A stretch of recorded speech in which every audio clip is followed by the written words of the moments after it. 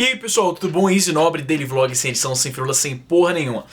O assunto de hoje é um assunto um pouco polêmico que começou com uma discussão no Facebook e depois transportou-se para o Twitter e agora eu estou fazendo um vídeo sobre isso. Como você leu na descrição desse vídeo, o assunto é por que eu não me identifico mais como ateu, por que eu não me chamo mais de ateu, né? Para vocês que... eu sei que tem muitos de vocês que acompanham o meu trabalho há muito tempo e é por isso que talvez a descrição desse vídeo talvez até choque alguns de vocês, mas eu preciso explicar para o pessoal que é mais novato, que não sabe quem eu sou na internet, por assim dizer, né? Para quem não sabe, eu tenho uma série de textos no meu site onde eu falo sobre a minha criação religiosa e os motivos pelo qual eu não sou mais cristão. E eu abordo algumas irregularidades, vamos dizer assim, na história bíblica, algumas inconsistências no dito plano de salvação divino. Então eu tenho uma série de artigos que deixam bastante clara a minha posição em relação à religiosidade, mais especificamente em relação à religião cristã, né? Um pouco de background também, né? Eu cresci em um lar evangélico, meu pai era pastor da igreja, ele era um pastor, digamos assim, part-time, não era o trabalho integral dele, ele era um cara que era engajado na igreja e acabou se vendo num papel de liderança de uma congregação, mas ele sempre teve o trabalho dele à parte disso. Eu queria deixar isso claro porque, não querendo desmerecer ninguém, mas líderes religiosos em geral, eu não vejo muito isso como uma profissão. Eu sei que algumas pessoas vão se ofender, mas enfim, eu queria deixar clara essa distinção. Meu pai não era um pastor profissional, por assim dizer. Ele tinha um emprego dele, ele sempre trabalhou com tecnologia da informação, e aí, ele, assim, como nas horas vagas, por dizer assim, ele era pastor de uma igreja. Enfim. Cresci em lar evangélico, frequentei igrejas evangélicas a minha vida inteira. Eu ia à igreja 3 vezes por semana, acho que eu comentei num vídeo aqui. Os 3 cultos eram culto de oração, onde o pessoal da igreja se congregava para orar por alguma causa ou causas. Tinha o culto de doutrina, que era um que eu gostava bastante, porque explorava as regrinhas da Bíblia, né? As regras do convívio cristão. O que essa passagem quer dizer, o que a gente pode e não pode fazer. Como eu gostava muito de RPG, essa coisa de quantificar as coisas, de colocar regras nas coisas, eu sou nerd mesmo, então fazer o que foda-se. Eu achava legal essa visão. A gente tem um livro e esse livro é o nosso guia e vamos aqui tentar entender direitinho essas regras aqui. Esse era o culto de doutrina que acontecia nas sextas-feiras, eu não lembro disso. O de oração era nas quartas, o de doutrina era nas sextas e tinha o culto tradicional, que é o que você talvez conheça é o que vem na sua mente quando você pensa num culto de igreja evangélica que acontecia nos domingos. Enfim, uma vida inteira evangélica desde que eu era moleque. Quando eu nasci, os meus pais eram ainda católicos, eles se converteram ao protestantismo algum tempo depois que eu nasci, então a minha vida inteira eu fui protestante, né? Fui a igrejas, frequentei igrejas, escolas, com ensino religioso, eu lia a Bíblia bastante em casa, na igreja, ia à igreja 3 vezes por semana, enfim, eu era bastante religioso. Lá para os meus 15, 16 anos, eu comecei a questionar algumas coisas que eu ouvia na igreja e que eu lia na Bíblia, né? Algumas coisas um pouco, talvez eu possa dizer, inconvenientes para a narrativa evangélica, que eles davam algumas explicações que eu não me satisfazia com aquilo, né? E aí eu tive esse momento de drama, vamos dizer assim, psicológico, eu não entendi o que estava acontecendo, começou a vir aquele pensamento, e se de repente esse modelo de vida, essa filosofia de vida que eu tô dentro dele desde que eu me entendo por gente, e se isso estiver errado? E se o cara que me fala que Deus existe? E se o cara que me fala que Jesus morreu pelos meus pecados e ressuscitou? E se tudo isso estiver errado, velho? Porque as pessoas de repente podem estar erradas, né? Essa Bíblia foi traduzida em diversos idiomas, isso era um dos questionamentos que eu tinha. A Bíblia foi traduzida em praticamente, eu diria, todos os idiomas que existem no planeta, né? E quando a ideia é seguir regras de forma literal, a gente tem que questionar a validade, né, de um texto que foi traduzido entre várias línguas diferentes, porque, obviamente, uma coisa que é dita num certo contexto cultural de uma certa língua não vai se traduzir perfeitamente para o contexto cultural de outra. E eu vejo isso assim, quando eu leio passagens bíblicas em inglês e em português, você vê uma diferença grande de certos termos que em português significam uma certa coisa e que levam você a agir de uma certa forma ou pensar de uma certa forma, mas que no inglês eles são interpretados de formas diferentes. Eu vou te dar um exemplo disso, um exemplo bem básico que bateu agora na cabeça. Na Bíblia em português, pelo menos a versão que eu lia, que era como é o nome do cara? João Almeida, agora eu esqueço. Enfim, um termo que se usa para definir o comportamento de Deus em relação aos seres humanos é zeloso. Zeloso transmite a ideia de que é alguém que toma conta, que tem cuidado, que tem uma preocupação de criar aquele indivíduo, de cuidar daquele indivíduo. Zeloso, né? Esse é o termo que se usa. Na Bíblia, em inglês, o termo que se usa é jealous, que significa que tem etimologicamente falando, é bem próximo. Zeloso, jealous. Se você ver como as palavras se escrevem, elas são até bem parecidas, bem similares. Quem sabe, talvez trate-se de um falso cognato. Mas enfim, jealous significa ciumento, invejoso. É uma coisa mais, eu diria até nociva, um pouco mais negativa, e que faz com que a pessoa que lê essa passagem interprete o cuidado paternal de Deus em relação aos seres humanos de uma forma completamente diferente, de zeloso para jealous, que significa, como eu já falei, ciumento ou invejoso. Isso é um exemplo só, cara. A Bíblia é um livro imenso, então, um exemplo assim que eu lembrei de cabeça agora para você ter uma noção da diferença, né? Enfim, eu comecei a questionar a minha fé, a fé que eu ouvi desde criança, a Bíblia que eu estava lendo, a tradução. Como que eu vou saber se a tradução, o cara que traduziu esse livro é o mais apto para traduzir perfeitamente os preceitos que esse livro originalmente transmitia, né? Então lá pelos meus 15, 16, 17 mais ou menos por aí, eu abandonei a fé cristã. Então eu passei pelo período que eu vou chamar aqui de o adolescente ateu recém-convertido, né? Que é o cara que viveu sob uma certa...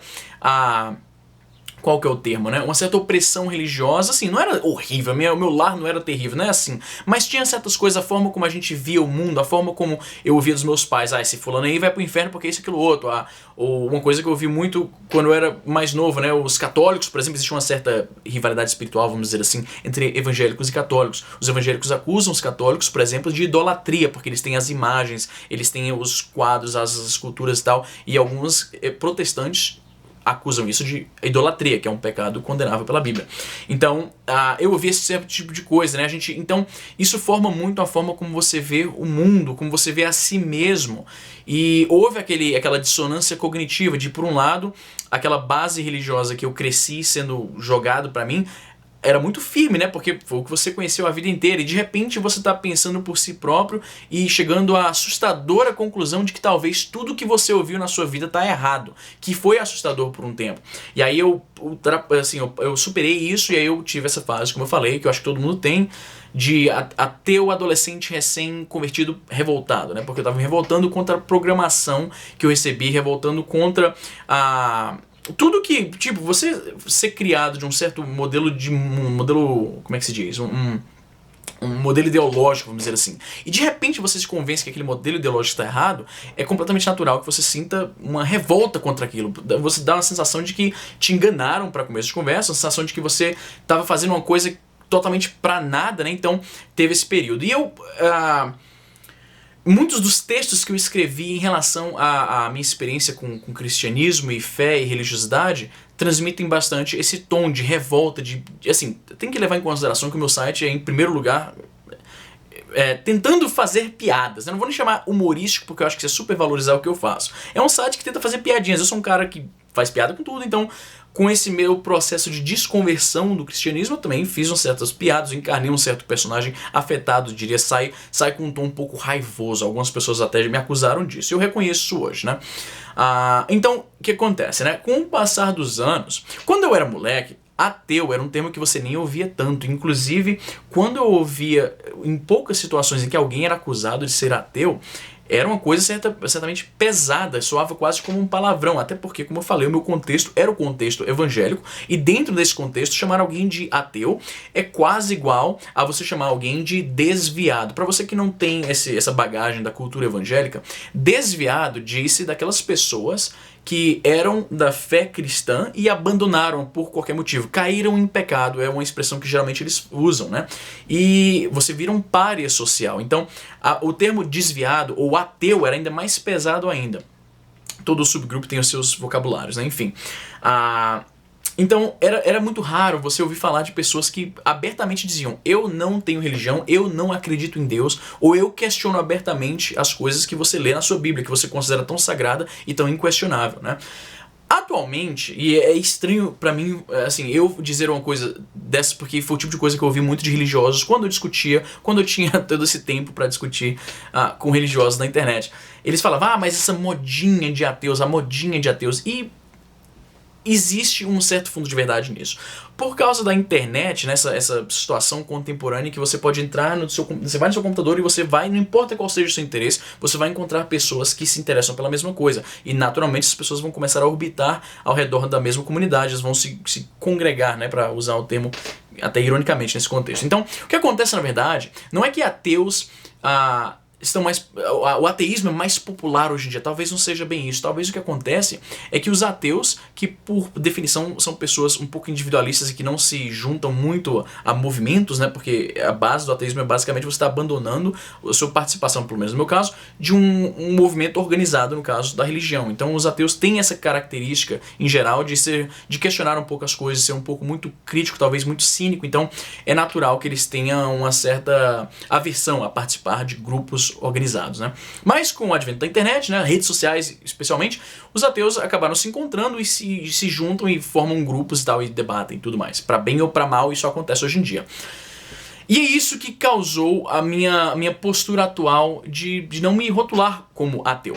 Para começo de conversa, deixa eu explicar, no começo de conversa, que já tá com 11 minutos esse vídeo, mas uma coisa que eu quero deixar clara é que algumas pessoas, eu sei, olha, a maioria de vocês são pessoas extremamente inteligentes, muito mais inteligentes do que eu, mas tem uma minoria de vocês que ouve coisas que eu não falei. No vídeo recente no HBDTV, eu fiz uma brincadeira que a cidade Canoinhas soa bem, assim, quando eu penso uma cidade chamada Canoinhas, eu imagino uma cidade bem interiorana. E quando na minha cabeça eu penso numa cidade bem interiorana, eu penso no Chico Bento, que foi um personagem interiorano, o único talvez, com o qual eu cresci de uma forma assim, estava bem presente na minha infância, né? Você tem o Jeca Tatu, mas era de um livro que eu nem li, pra ser sincero.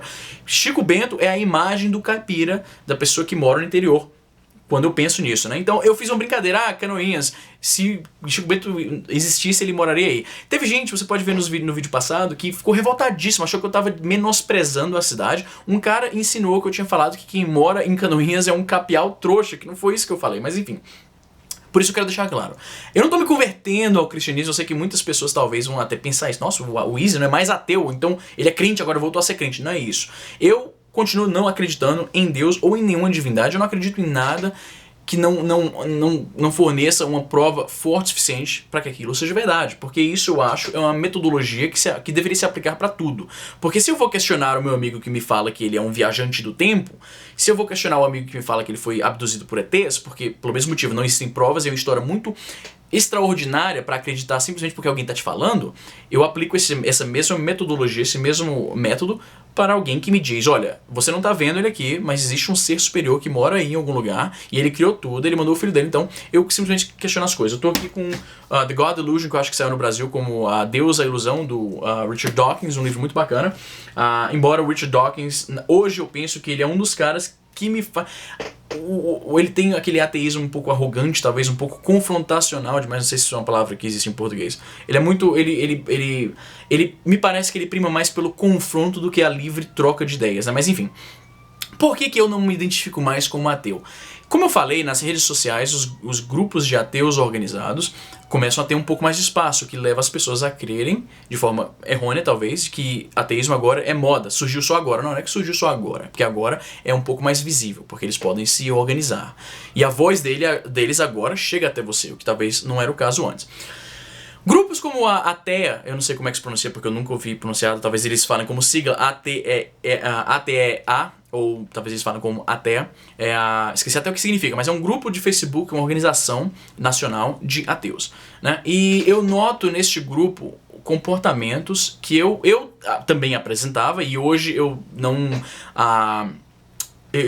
compactuo mais esse ponto de vista, é aquele comportamento de arrogância, de eu sei mais que você, que é lamentável em qualquer grupo. O cara pode ser um PhD em astrofísica, mas se o comportamento dele para as pessoas que ele acredita são inferiores a ele intelectualmente, se ele se comportar dessa forma, você imediatamente não vai ter mais nenhuma simpatia com aquela pessoa. Então foi mais ou menos isso que aconteceu comigo em relação ao grupo que se identifica como ateus, seja lá qual for. Eu não acho necessária essa posição de confrontar as pessoas que discordam de você em assuntos de espiritualidade, porque eu não vejo grande sentido. E o outro motivo também é que eu não vejo grande necessidade de me dar um rótulo que significa a falta de uma ação ativa. Eu vou explicar melhor. Eu não vou me apresentar para alguém dizendo: eu sou o Easy Nobre, eu sou um não nadador olímpico, porque eu não nado nas Olimpíadas. Eu não preciso adicionar isso, porque não faz sentido. Eu vou dizer: eu sou o Easy Nobre, eu sou um não criador de cavalos. Se eu não faço alguma coisa, se isso é uma omissão de uma ação, eu não vejo como necessidade me dar esse rótulo, porque não faz tanto sentido. Se você conversar comigo e a gente acontecer de a gente bater nesse ponto, eu vou expressar uma opinião que vai fazer você chegar à conclusão de que não, o Easy não acredita em Deus ou deuses, não acredita em espiritualidade ou em coisas sobrenaturais. E aí você pode tomar uma conclusão baseada na conversa que a gente teve. Mas quando eu me declaro eu sou ateu, você vai fazer toda uma série de conclusões sobre mim, sendo que a gente nunca trocou uma ideia nenhuma. Eu tô mostrando a minha capa, vamos dizer assim. E eu acho que seres humanos, especialmente eu, porque eu como eu já falei uma vez, eu não sigo disciplinas, eu não sigo ideologias, porque eu tenho uma memória muito fraca e eu não tenho a disciplina necessária para você se guiar de forma consistente em ideologias. Eu mudo de ideia, às vezes eu esboço opiniões que me fazem parecer de direita, eu já falei isso aqui, e às vezes eu dou opiniões que me fazem parecer de esquerda. Como eu falei num vídeo recente sobre feministas, às vezes eu dou opiniões que fazem as feministas acharem que eu sou uma delas, vamos dizer assim. E às vezes eu dou opiniões críticas em relação ao movimento feminista que fazem elas me taxarem de machista, de misógino e tal, essas coisas. Então é basicamente isso. Se eu me declaro ateu, eu estou trazendo para mim mesmo toda aquela imagem, aquela bagagem cultural, vamos dizer assim, de pessoas que geralmente se aliam a grupos dos quais eu discordo, como é o caso dessa ateia. Então para mim é uma questão de, se eu participo de um clube que não me dá nenhuma vantagem, eu não estou ganhando nada por participar desse clube. Eu tenho a carteirinha lá desse clube, mas ele não me rende nada, eu não estou ganhando nada por participar dele. E aí eu percebo olhando ao meu redor que a maioria das pessoas desse clube são pessoas que agem de formas que eu discordo e que eles também estão mostrando essa carteirinha desse clube. Então eu penso, essa carteirinha não me rende nada.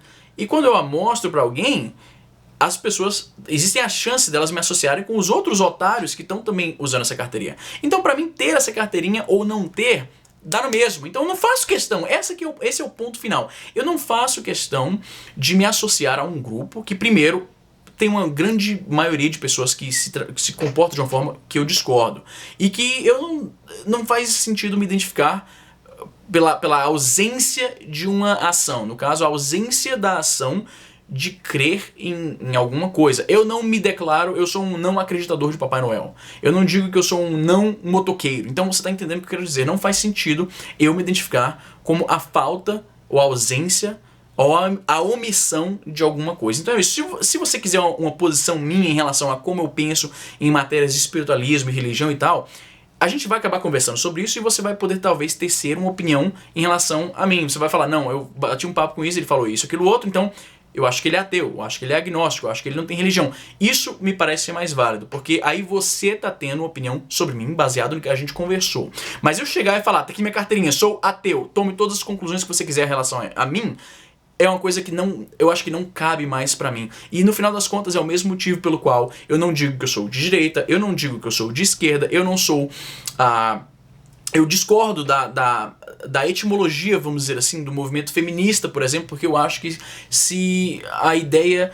Isso é uma tangente, mas tem um pouco a ver com isso também. Porque eu acho que a etimologia, o significado do termo, pra mim, é importante. Porque se o significado de palavras não fosse importante, a gente não faz sentido essa conclusão. Eu acho que a gente se comunica usando palavras e o que elas fazem, o significado delas tem alguma importância. Então, no caso do feminismo, eu não vejo muito sentido num movimento que supostamente prega pela igualdade, mas a raiz da palavra faz acepção a um gênero, por exemplo. Na minha opinião, eu posso estar perfeitamente errado, mas faria mais sentido que esse movimento se chamasse de humanismo, por exemplo. Mas enfim. E é isso aí, esse vídeo, como sempre, ficou muito mais longo do que eu esperava. Coloque as suas opiniões aí embaixo, me diga se você discorda, porque teve muita gente que discordou de eu abandonar o ateísmo, porque eu senti que existe um senso de obrigação, como se eu fosse algum tipo de porta-voz daquela ideologia e eu abandoná-la, eu estou roubando um pouco como é que se diz? Eu vou fazer os ateus passarem vergonha, ou eu deveria lutar para limpar o nome do ateísmo, que eu não tenho tempo, nem disposição, nem interesse em nada disso, cara. Porque é uma porra de como eu falei, um clube de pessoas que não fazem uma certa coisa, pra mim não faz diferença nenhuma. Mas enfim, deixe suas opiniões aí embaixo. Teve gente que diz que eu sou covarde por me declarar mais agnóstico do que ateu. Na verdade, não chega nem a ser isso, porque as minhas opiniões em relação ao mundo, ao cosmos, à existência ou não de divindades é basicamente a mesma. Eu só não quero vestir a camisa de um movimento repleto de pessoas que agem de formas que eu acho negativas. E é basicamente isso. Então, como sempre, coloque as suas opiniões embaixo. Eu quero ouvir a sua opinião, seja para me criticar por eu ter abandonado o ateísmo, ou seja para apoiar a minha decisão de não querer mais impor esses rótulos em mim mesmo. E é isso aí, até a próxima e não sei mais o que eu ia falar.